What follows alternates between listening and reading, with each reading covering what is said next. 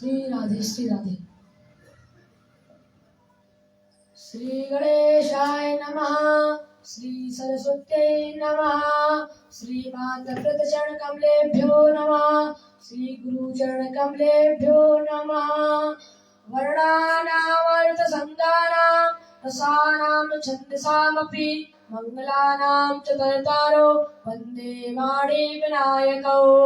ध्येयं सदा परिभवाग्नविष्टदोहं तीर्थास्पदं श्रीविरञ्जनोतं शरण्यं विद्यार्थिहं प्रतिपालभवाब्धिबोधं वन्दे महापुरुषचरणारविन्दम्। नारायणं नमस्कृत्य नरं चैव नरोत्तमं देवीं सरस्वतीं व्यासं ततो जयमुदीरयेत्। नीलाम्बुजश्यामलकोमलाङ्गं सीता समारोपितवामभागं पाणौ महासायकचारुचापं नमामि रामं रघुवंशनाथम्। अनंत पूज्य ब्रह्मांडादिनायक जगन्नियंता वेदांतिक वेद्य अकारण करुण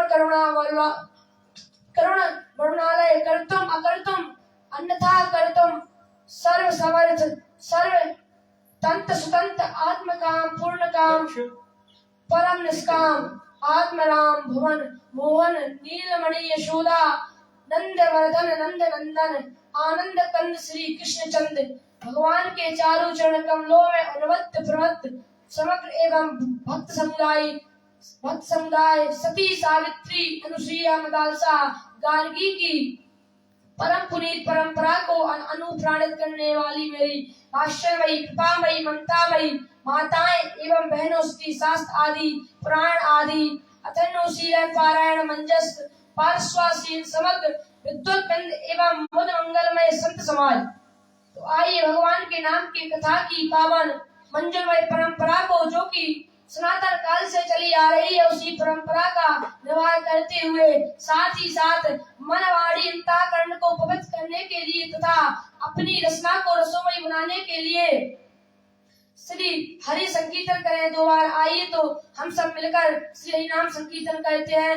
जय जय राधा रमण हरि बोल, जय जय राधा रमण हरि बोल, जय जय राधा रमण हरि बोल, जय जय राधा रमण हरि बोल, जय राधा रमण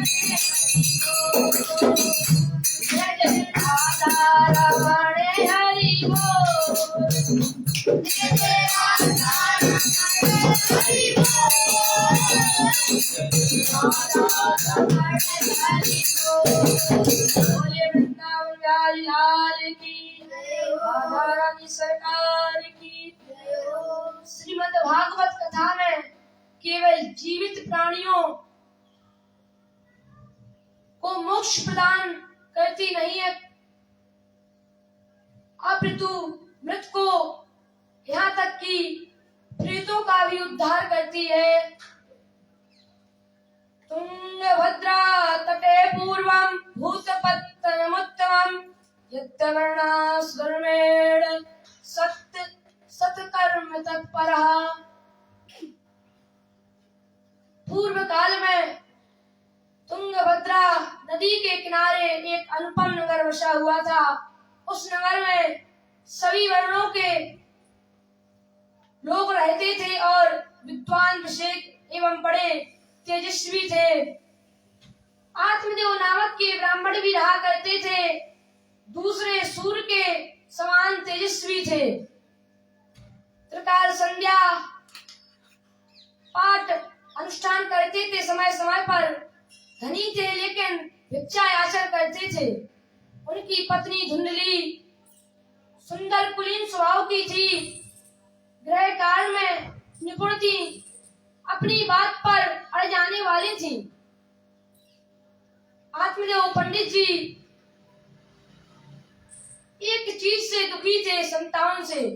उनको संतान नहीं थी। एक दिन वो घर से निकलकर वन में गए और उनको वन में बहुत तेजी से प्यास लगी। तो वो तालाब के पास गए, उनने पानी पिया और एक वृक्ष के नीचे बैठ गए 2 घड़ी। इतने समय में सन्यासी बाबा जी आए, कुछ लोग, और आत्मदेव पंडित जी उनके चरणों में गए और रोने लगे। सन्यासी बाबा जी ने पूछा, क्यों रो रहे हो? दुख का कुछ कारण बताइए। तो आत्मदेव पंडित जी ने कहा, हमारे कोई संतान नहीं है, हम संतान से बहुत दुखी हैं। साधु जी ने कहा, आप अब इस आयु की हो गई और संतान को क्या करोगे? संतान का अब आप सन्यासी बन जाइए, गृहस्थ जीवन को त्यागिए। तो आत्मदेव पंडित जी ने कहा, नहीं, हम एक गाय को भी पाले हैं घर पर, सर्वथा बांझ रहती है और घर में वृक्ष लगे हुए हैं, फल फूलते नहीं हैं। साधु संतों को हम दान देते हैं तो वो सुख से दान नहीं देते हैं। ऐसा क्या है? तो सन्यासियों ने मस्तक को देखा ब्राह्मण देवता की, आत्मदेव पंडित जी की।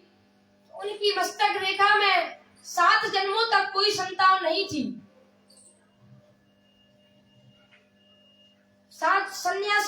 सन्यासियों ने कहा, ब्राह्मण देवता, आपको 1 जन्म तो ठीक ही है, 7 जन्म तक संतान नहीं है।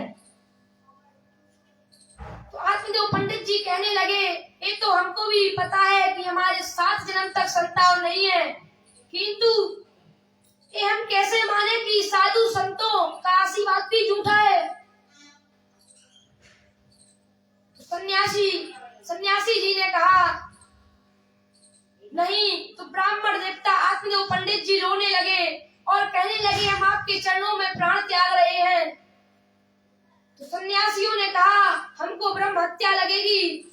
सन्यासियों ने एक फल को दिया आत्मदेव पंडित जी को और कहा कि जाओ अपनी पत्नी को खिला देना, 9वें महीने आपको संतान हो जाएगी, आशीर्वाद है।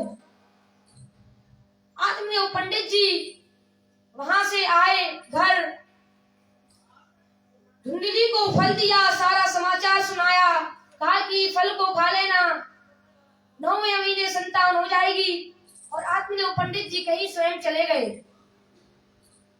धुंधली ने बहुत विचार किए कि इस फल को खाएंगे, सुंदरता बिगड़ेगी, मन का खा नहीं पाएंगे, घर में आग लग जाएगी तो दौड़ नहीं पाएंगे, और डाकू आएंगे दौड़ नहीं पाएंगे, भल नहीं पाएंगे। बहुत विचार किए।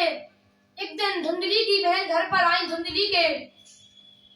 धुंधली ने सारा समाचार अपनी बहन को सुनाया। बहन ने कहा, इस फल को तो आप गाय को खिला दो, इसका भी पता चल जाएगा कि संतान हो या ना हो। तो बहन बोली, धुंधली बोली, हाँ।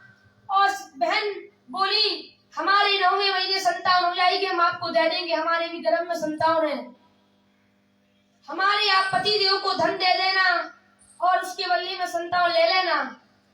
धुंधली ने कहा, हाँ। उस फल को गाय को खिला दिया और बहन ने कहा, चिंता मत करो, 9वें महीने संतान हो जाएगी, हम आपको दे देंगे। धुंधली ने कहा, इसका पालन पोषण कौन करेगा? स्तनों में दूध नहीं निकलेगा। धुंधली की बहन बोली, हमको बुला लेना, हम उसका पालन पोषण कर देंगे बच्चे का। धुंधली ने उस फल को गाय को खिला दिया और 2 महीने व्यतीत हुए। आत्मदेव पंडित जी ने पूछा, फल को खा लिया था? धुंधली बोली, हाँ, खा लिया था। और पेट में कपड़े बांध लिए।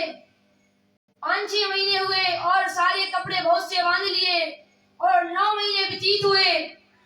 बहन को संतान हुई तो बहन धुंधली को संतान को दे गई और धुंधली ने अपने आत्मदेव पंडित जी को समाचार पहुंचवा दिया कि आपके सफलता पूर्वक संतान हुई है। तो आत्मदेव पंडित जी घर आए और बहुत प्रसन्न हुए और उत्सव मनाया धूमधाम से और उनका नामकरण संस्कार करवाया। तो उनका नाम रखा गया धुंधकारी। 3 महीने के पश्चात जो गो माता को वो फल खिलाया था, गो माता को एक मनुष्यकार संतान हुई। केवल कान गाय कैसे और शरीर हम आप जैसा। गांव वाले बहुत प्रसन्न हुए और कहने लगे अब तो आत्मदेव पंडित जी के यहाँ गाय की भी संतान हुई है। आत्मदेव पंडित जी ने नामकरण संस्कार करवाया तो उनका नाम रखा गया गोकर्ण। बोलिए गोकर्ण महाराज की जय हो। गोकर्ण महाराज जी का नामकरण संस्कार हुआ। आत्मदेव पंडित जी बहुत प्रसन्न हुए, ब्राह्मणों को दान दिया और धुंधली अपने आत्मदेव पंडित जी से बोली हमारे स्तरों में दूध नहीं निकल रहा है और गाय की व्यवस्था कीजिए दूध के लिए। धुंधली ने ऐसा कहा तो आत्मदेव पंडित जी कहने लगे हाँ। धुंधली ने फिर कहा अभी हमारे 2 महीने बाद बहन को बच्चा हुआ था, वो खत्म हो गया, अपनी बहन को बुला लें, वो आपके बच्चे का पालन पोषण कर देगी। आत्मदेव पंडित जी ने कहा हाँ। उनकी बहन आई, बच्चा का पालन पोषण करने लगी। धुंधकारी महाराज बड़े हुए, मोहल्ले में अत्याचार करने लगे। बच्चे दिखते थे तो पकड़ के कुआं में डाल देते थे। गोकर्ण पंडितो ज्ञानी धुंधकारी महाखला। धुंधकारी बहुत अत्याचार करने लगे, वेश्याओं के साथ बैठने लगे, मदिरा पान करने लगे और माता और पिताजी को मारते थे। एक दिन माता और पिताजी को मारा। पिताजी बहुत दुखी हुए, पिताजी से बोले धन दीजिए। माता पिताजी बोली हमारे पास कोई धन नहीं है। इतना मारा, पिताजी बहुत दुखी हुए। पिताजी रोते रोते गोकर्ण महाराज जी के पास पहुंचे और गोकर्ण महाराज जी ने समझाया कि आप इस माया मोह को छोड़िए और वन में जाकर तपस्या कीजिए। गोकर्ण महाराज जी ने अपने पिताजी को समझाया और आत्मदेव पंडित जी बन गए और श्रीमद् भागवत कथा का 10वें स्कंद का पाठ करते करते परम धाम को चले गए। यहाँ धुंधकारी अपनी माता की मारपीट करने लगे और बोले धन दो। जो घर में सामग्री थी वो सारी बेच दी, जमीन सारी बेच दी और वेश्याओं के साथ मदिरा पान करने लगे। एक दिन माता को इतना मारा, लकड़ी के आगे के अंगारे से इतना मारा तो कि वो कुआं में गिरकर खत्म हो गई। धुंधकारी एक दिन कहीं राजा के यहाँ से चोरी कर धन लाया और वेश्याओं को घर बुलवाया। वेश्याओं ने कहा कि धन कहाँ से लाए हो आप? बोले बताना मत किसी को, चोरी कर लाए हैं। तो वेश्याओं ने सोचा राजा को पता चल जाएगा तो राजा हम भी मारे जाएंगे।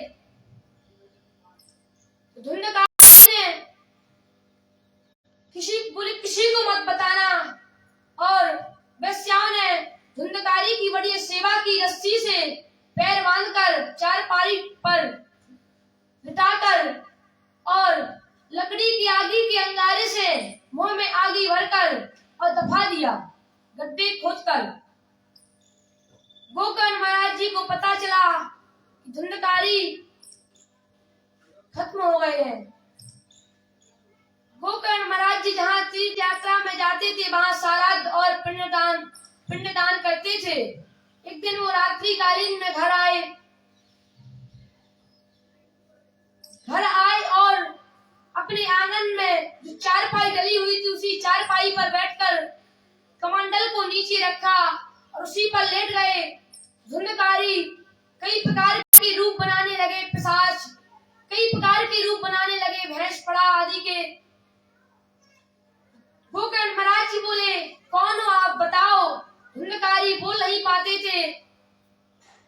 गोकर्ण महाराज जी ने कमंडल से जल लिया और मंत्रित किया और उनके ऊपर डाल दिया। तो धुंधकारी बोलने लगे, हम आपके भाई हैं और वैश्याओं ने हमको आगे के अंगारे से मुंह में भरकर दफा दिया है। जिस चारपाई पर आप लेटे हैं इसी के नीचे,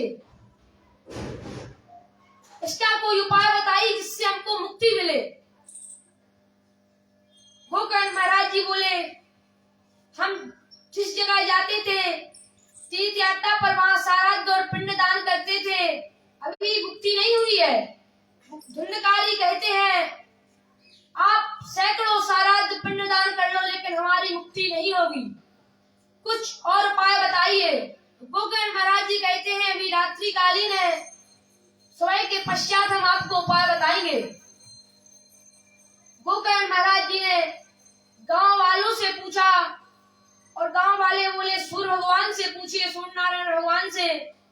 गोकर्ण महाराज जी ने स्तुति की सूर्य नारायण भगवान की और पूछा। सूर्य नारायण भगवान कहने लगे, श्रीमद् भागवत कथा साप्ताहिक यज्ञ कीजिए और इनको 7 दिन का कथा का श्रवण कराइए और तभी इनको मुक्ति मिलेगी। गोकर्ण महाराज जी ने श्रीमद् भागवत कथा का आयोजन किया। पहले दिन की कथा हुई। धुंधकारी ने एक बांस में अपना शरीर स्थापित कर लिया था। एक दिन की कथा पूर्ण हुई, एक गांठ फटी। ऐसे 7 दिन की कथा पूर्ण हुई, 7 गांठ फटी। 7वीं गांठ में भयानक रूप बनाकर प्रकट हो गए धुंधकारी और भगवान के पार्षदों का विमान आया और बिठाने लगे पार्षदों धुंधकारी को। तो गोकर्ण महाराज जी बोले, केवल इन्हीं के लिए क्यों आया है विमान, और भी भक्त कर रहे हैं, इनके लिए क्यों नहीं विमान आया है, इन्होंने भी तो श्रीमद् भागवत कथा का श्रवण किया है। पार्षदों ने कहा, धुंधकारी ने मनन से, चिंतन से, बहुत मनन से भागवत कथा का श्रवण किया है और जो और श्रोता हैं इनने व्यस्त जीवन में चिंतित किया है और भागवत सुनिए। आप दोबारा आयोजन कीजिए और दोबारा कथा कीजिए और इनके भी लिए विमान आएंगे। वाणी को विराम देते हैं और 2 बार हरि संकीर्तन का भजन करते हैं। तेरी बन जाएगी गोविंद घोड़े गाय से, तेरी बन जाएगी गोविंद घोड़े गाय से। गोविंद जी की बन गई, प्रहलाद जी की बन गई, गोविंद जी की बन गई है चीर के बढ़ाए से। तेरी बन जाएगी गोविंद घोड़े गाय से। काली की बन गई, सुप्रियों की बन गई, हनुमत की बन गई सिया सुन लाए थे। तेरी बन जाएगी गोविंद घोड़े गाय से, तेरी बन जाएगी गोविंद घोड़े गाय से। गजी की बन गई, सुदामा की बन गई, गजी की बन गई, सुदामा की बन गई, गोपियन की बन गई है माधव गवाए से। तेरी बन जाएगी गोविंद घोड़े गाय से। गजों की बन गई, गीतों की बन गई, देवन की बन गई है नाव के चढ़ाए से। तेरी बन जाएगी गोविंद घोड़े गाय से। दूधों की बन गई और बिस्मिल की बन गई, अर्जुन की बन गई है गीता ज्ञान पाए से। तेरी बन जाएगी